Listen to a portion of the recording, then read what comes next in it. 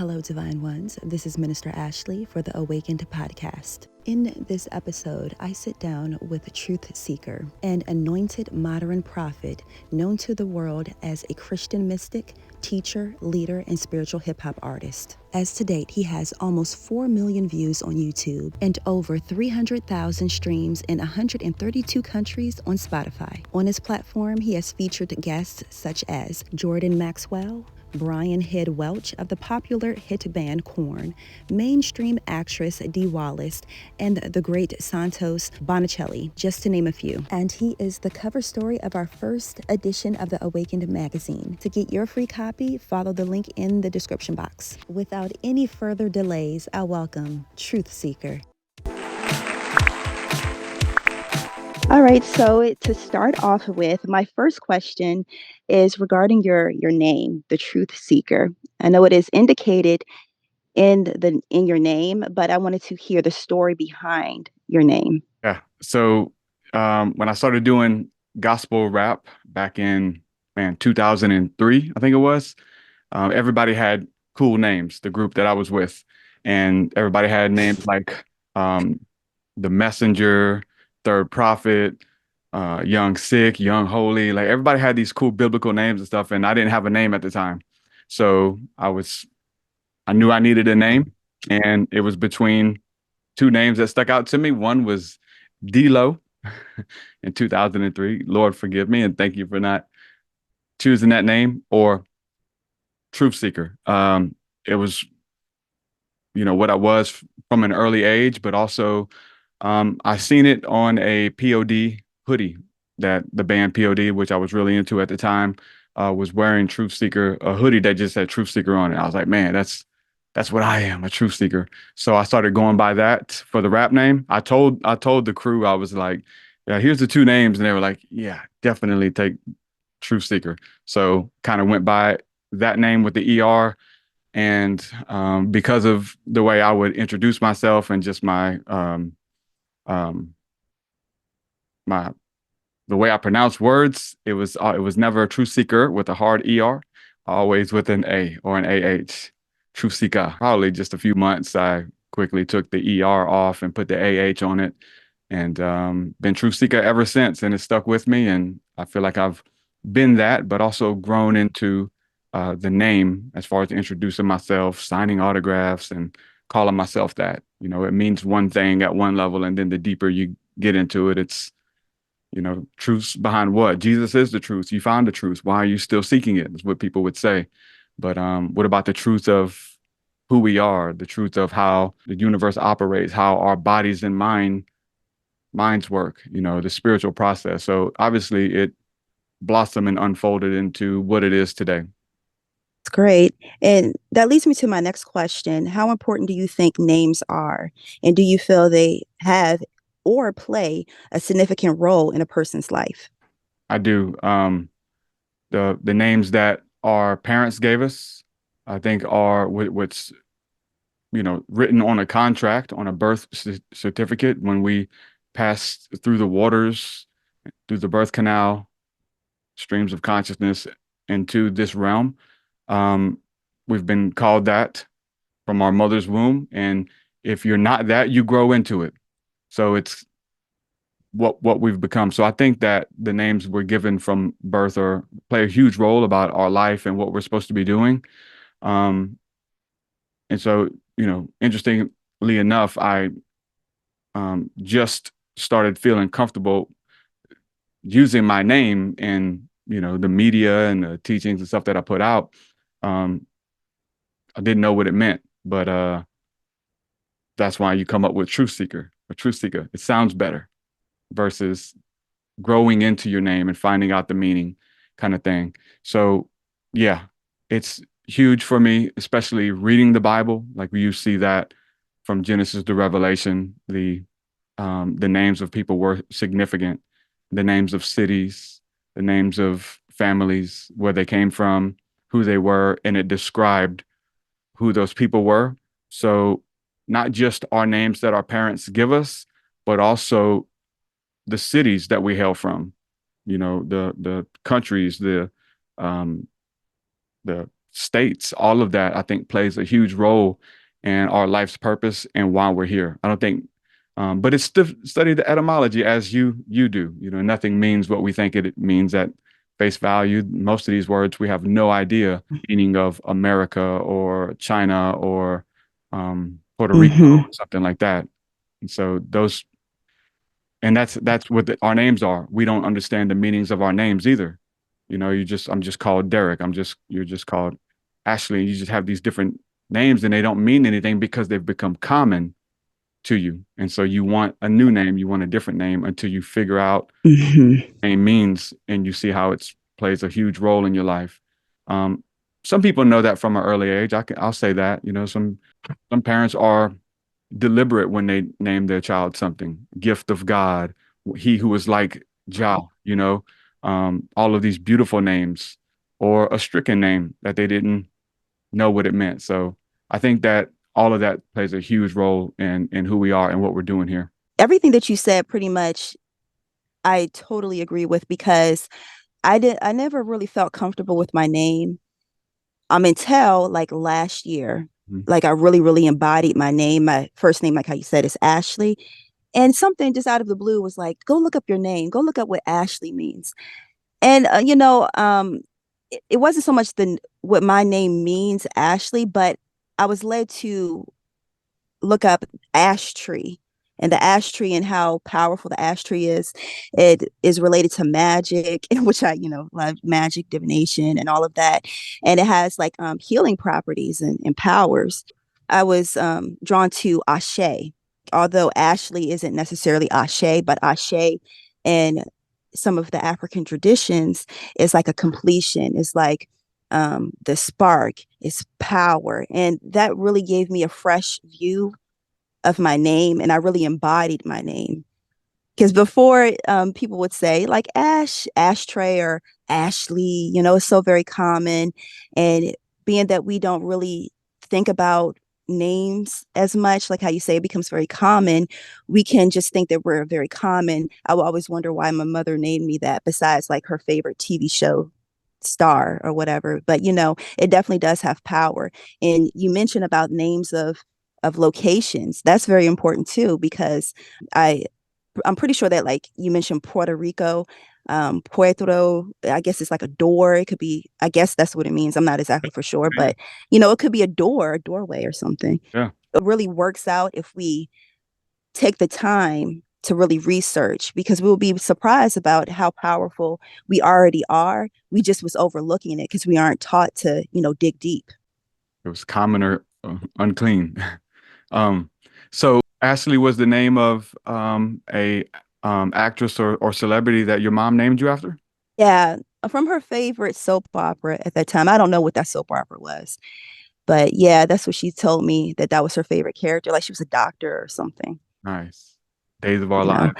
Lives. It's funny because my mom wanted to name me after her favorite star, if you will.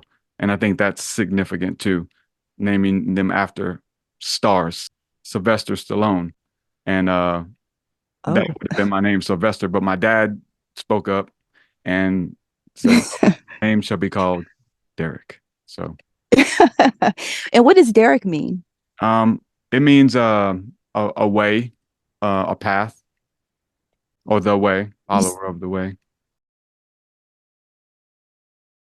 I feel like you embody that name, showing people the way, not necessarily telling them how to think, but showing them a different way of how to think and how to dissect the scriptures and leading them down multiple paths so they can, decipher which one is right for them. Hmm. And that's one of the main things that I picked up on when I started to engage with your content. I don't know how many years it has been since I first seen one of your videos, and I don't really remember where it started because it's been so long and I've been so immersed in your content. And I thank you so much for being such a bright light, a star unto the community and lighting the path for many of us. Likewise. Thank you. You are an inspiration along with many other people. I wanted to ask you, would you mind sharing a little bit about your testimony? Yeah.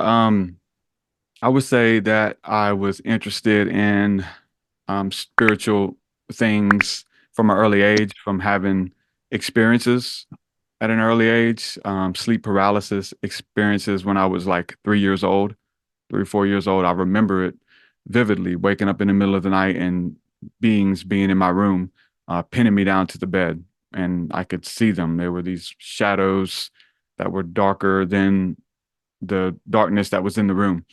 Felt them on me. And again, I was just a toddler, but that would leave an impression with you. Um, and so as growing up, I led me to ask deeper questions, being around campfires and sleepovers with cousins and stuff and telling ghost stories. And I would find ways to weave that experience in to see if other people had it. Have you guys ever waken up in the middle of the night with a little man in your room? And eventually, if you start asking enough people, you'll start hearing other people's stories. Oh my God, yes, I woke up and this little guy just ran. I looked at him and he saw me and ran out. And oh yeah, my dad had it happen. And wow. So, I mean, at an early age, you know, it's forming your path, your way of asking bigger questions and trying to figure out, hey, what the heck was that? So asking those deeper questions, seeking truth at an early age. Um, but that also led me to get involved in, I would say, witchcraft at an early age, as an adolescent, misguided teen, um, seeking power, seeking the supernatural. And my first introduction was the low hanging fruit, which was, I was hurt, I was misguided and misdirected. And spiritually, somebody gave me a gun. You give this hurt young child a gun and don't show them how to use it. In a sense, that's all of us. We all have this magic, if you will. But it was to really contact and invoke and learn about spirits. So I started doing that at a young age. I mean, I was like, I was intrigued at like, 10, 11, and but then started getting into it at 13, 14, getting into the darker stuff and practicing it and learning under a warlock who knew a lot of stuff and actually had supernatural power to create entities, to manifest entities, command them, and so much so that you could see them. And that was the thing that I saw then. And I'll be honest with you, I haven't seen that same power since. And it lit something in me to go deeper to know that, hey, this stuff isn't just what's in the movies. Like, this is real. I've seen entities that someone invoked that have the ability to show up and threaten people and scare people. And that drew me even more. And so I dove in again, still this, youth who was into gang activity and stealing and, just had unresolved issues, confused about my identity.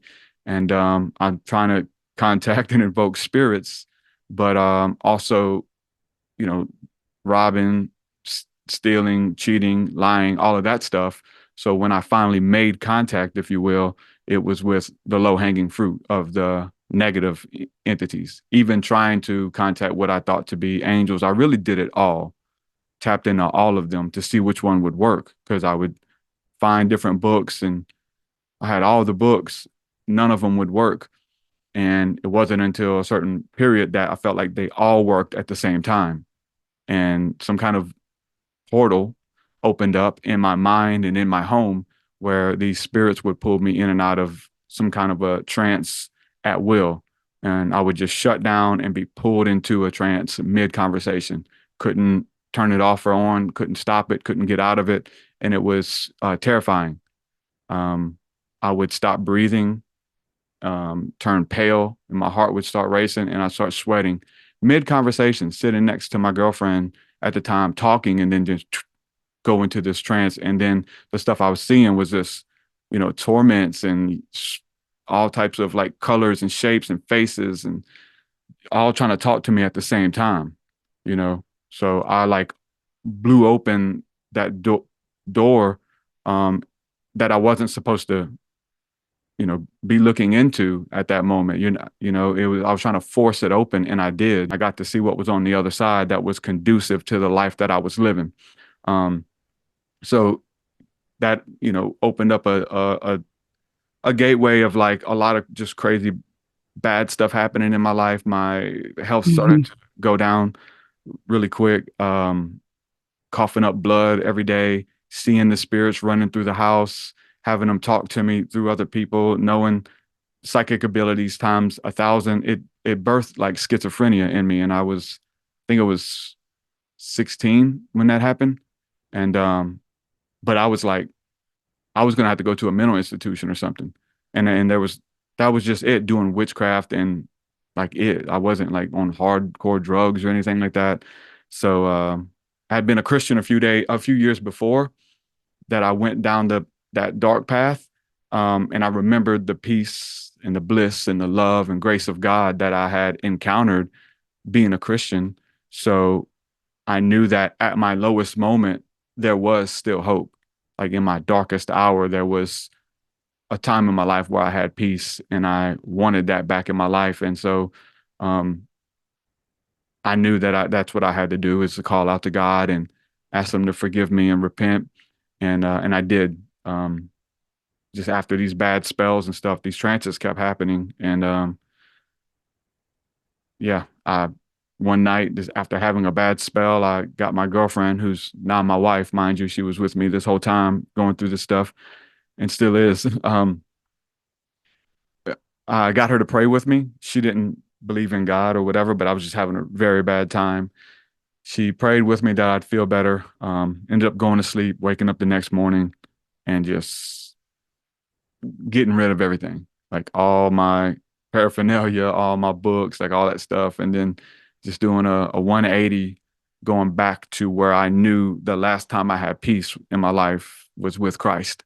So doing that September 7th of 2000, I've been on this walk or journey or this road um, ever since. So it was a quickly to renounce all of that stuff as demonic. I couldn't be around, music. I couldn't be around incense. I couldn't be around certain people. I couldn't smell uh, alcohol or weed in the atmosphere. It would trigger me. Like there was just PTSD because like I scarcely made it out.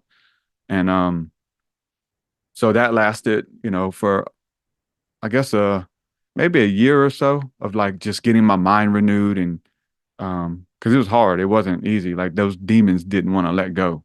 Like I was still dealing with stuff coming through Christ, like waking up in the middle of the night with them choking me out or reaching in my brain and grabbing my brain. And I'm just like, yeah, there was a lot of attacks and stuff trying to come out of it.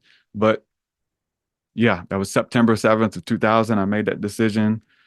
But God had a way of like bringing all of it full circle. There was an interest and an intrigue, and you go through things for a reason. You grow through what you go through. So I was able, True.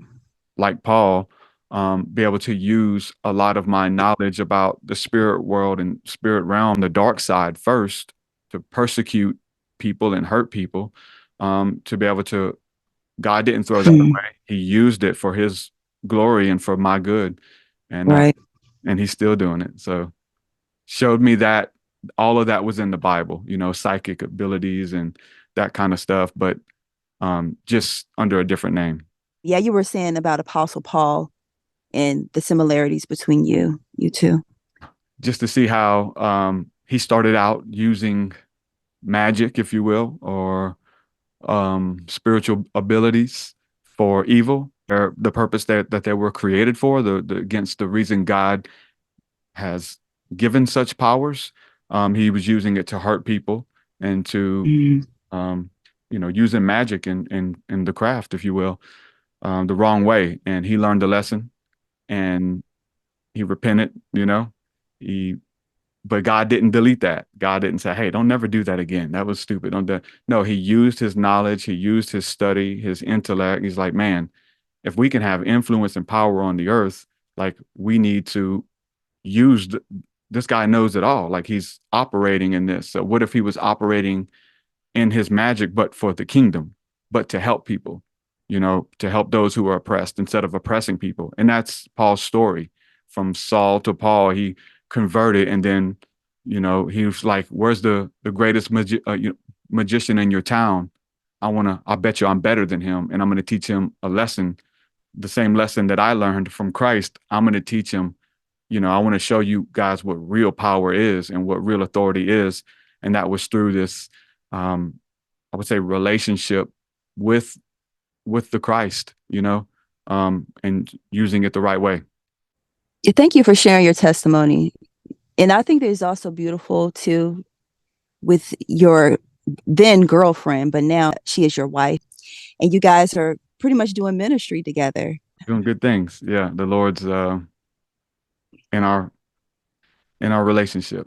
You started your ministry. Did it start off with both of you, or was it just you and then she joined in your ministry later? hmm Um, she's always been, you know, supportive and with me in any and everywhere I go, with my studies and religion. I mean, so she's always been there. But I think after, of being the truth seeker, if you will, like we look into a lot of different things and we're taught from a lot of different places. Um, we want to immerse ourselves in things. And I think she got burnt out, like doing it once, twice, three, four, five, six times of like, hey, what do we believe? Hey, what we're doing Christmas or no? Like, are we Hebrews? Like, what are we in this pursuit? I think it, she got burnt out doing that, and it was my fault. So she still supported me in my study and in our home and stuff like that. But as far as like, you know, diving in, I think I kind of lost some of that respect, if you will, which a lot of people go through. Um, so it it came full circle. I'll say that. She's always been there to support me, and I'm able to do what I do because of her partnering with me, being my wife and being so supportive. And she had different visions and different dreams that she was called to do. So she had her own ministry. And it was, the feeling was mutual. I had to support her in what she was doing, even though they were two different things. But it wasn't until recently that, she's felt called to step down from her passion. It's her job. She does it for a living, but it's her dream job.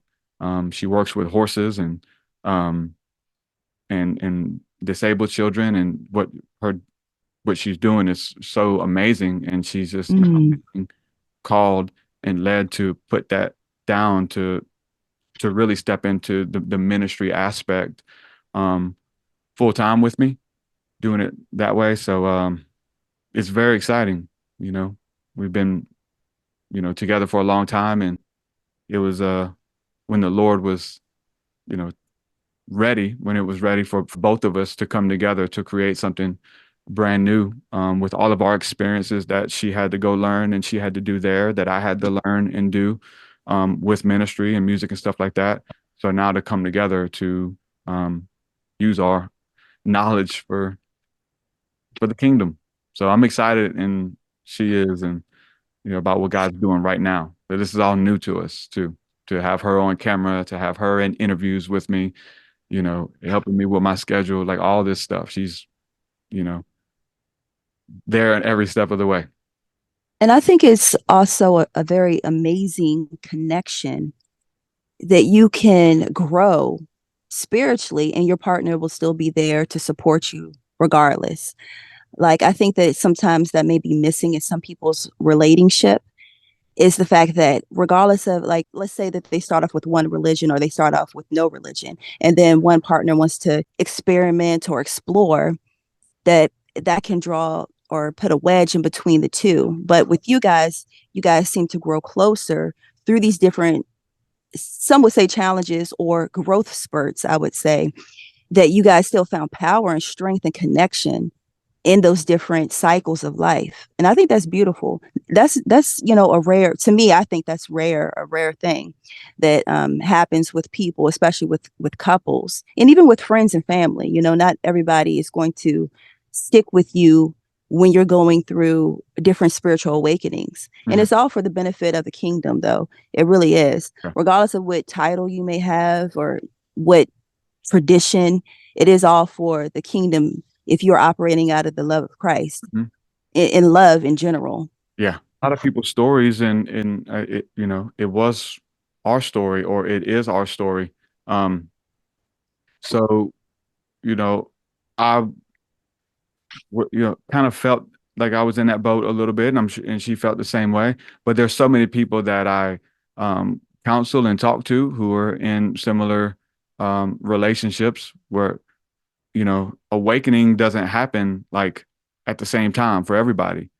And so it does seem rare for the people to go through these changes and stick together, because it seems like, you know, an excuse to leave. There's a lot of people who leave their spouses because they're not spiritual enough. That they're not, oh, we're just, we're growing apart. There's all of these different excuses that you can bring to the table, to to take the easy way out.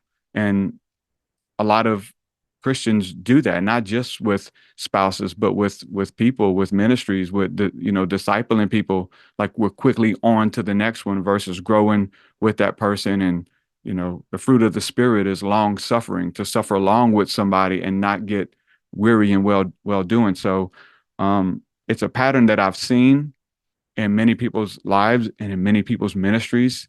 I've been able to identify it and try my best not to repeat it, you know, because it is the low hanging fruit. It is the easy way out.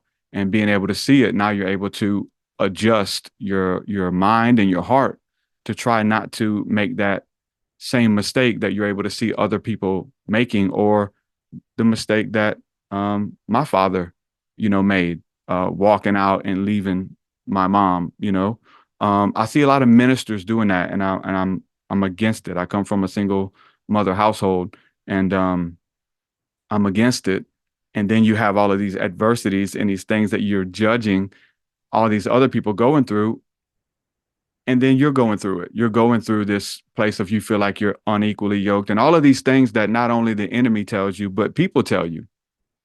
Like, people become the voice of that enemy, saying, "Oh yeah, y'all aren't the same. You're more spiritual than your wife," and all of this stuff, and people tell you what you want to hear, and if it's in you and you haven't dealt with it, you'll believe it, and it'll become your truth, and you'll quickly give that wife away and go get a new one, or that husband away.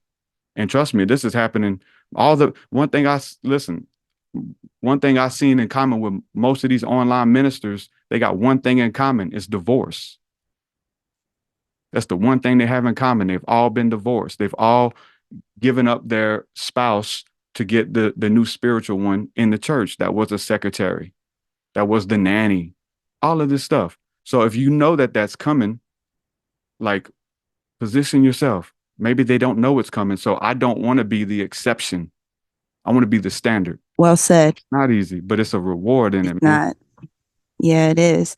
And like I think about when people enter into the contract of marriage, or even just a relationship. I think a lot of times, especially when it comes to marriage, that people romanticize it and they're not really seeking after the spiritual gifts. You get what I'm saying? Like, Hmm. it's, they look good. Okay, do they go to church, or do they meditate, or like all these little boxes? But Yeah. are they really seeking the spirit of God, and seeking the truth that may come, like, oh yeah, this is the person that you are equally yoked with, meaning that spiritually you are equally yoked, and it will manifest in a tangible sense.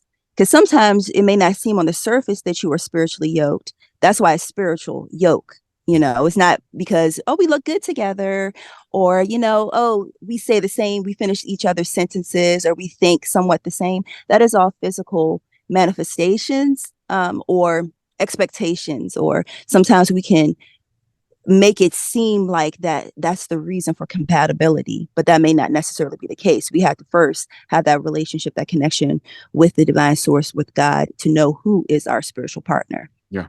And I also personally do believe that, some people may not necessarily be meant to enter into marriage. Sometimes people may just be like how Apostle Paul was, just single, and that can be okay. That's okay. Yeah. You Because don't have to you're try not to. just responsible for yourself anymore. Now you're responsible for Yeah.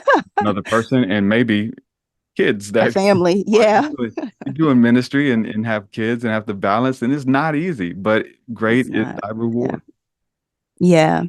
And I as well come from a single parent household. My mother. It's a lot that goes with that. It's a whole lot, and I've grown and matured quite a bit to Hmm. be able to accept the things that I have grown through. At first, it used to be like a blockage or a hindrance or why this, why that. But I know that that is part of my spiritual journey.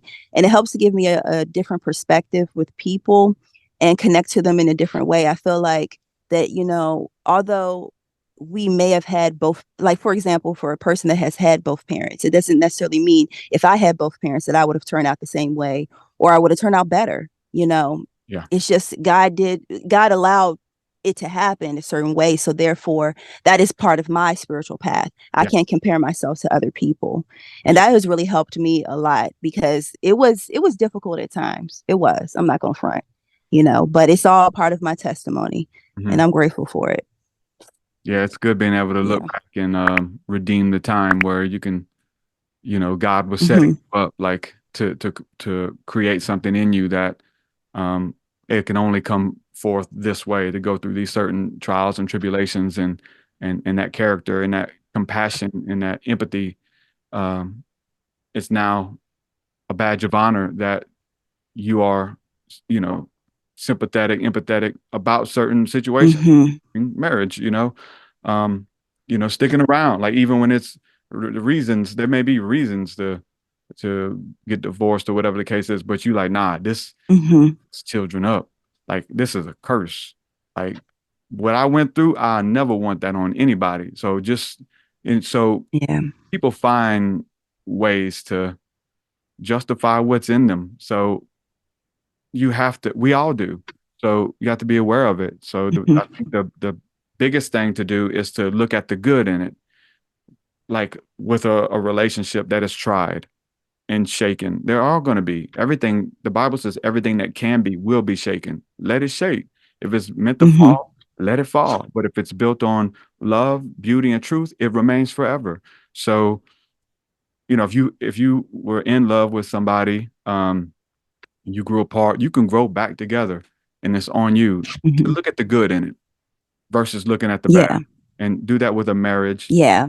The spouse doesn't see eye to eye or they're not experiencing the spirituality that you are. It doesn't happen at the same time. So, but look at Hmm. the good in it. They're able to balance you out while you're traveling the heavens Yeah. messages from the, you know, whoever, Yeah.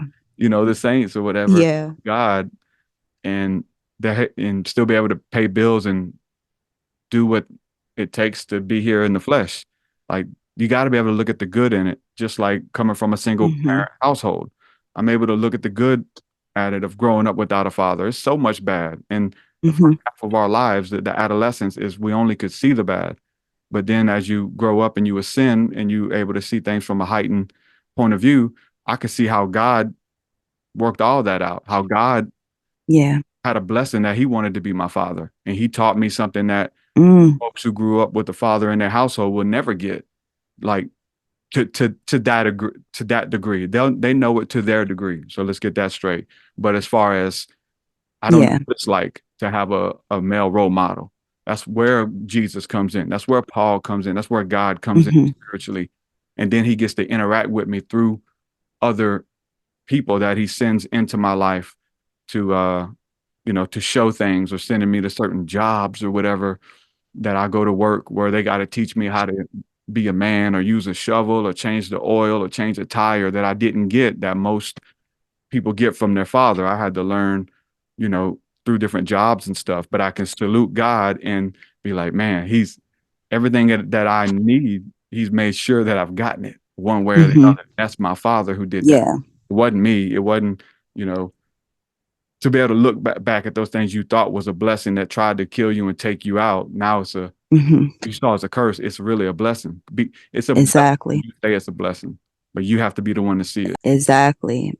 Exactly. It's like alchemy, spiritual alchemy. Yeah. What was painful, what was hurtful, what was holding me back or holding us back, that we were able through the power of Christ to transmute it. And now it's it's part of our journey. We own it, we embody it, we overcame it, and we turned it into our power, our greatest tool, our greatest weapon against whatever may be holding us back in the current moment.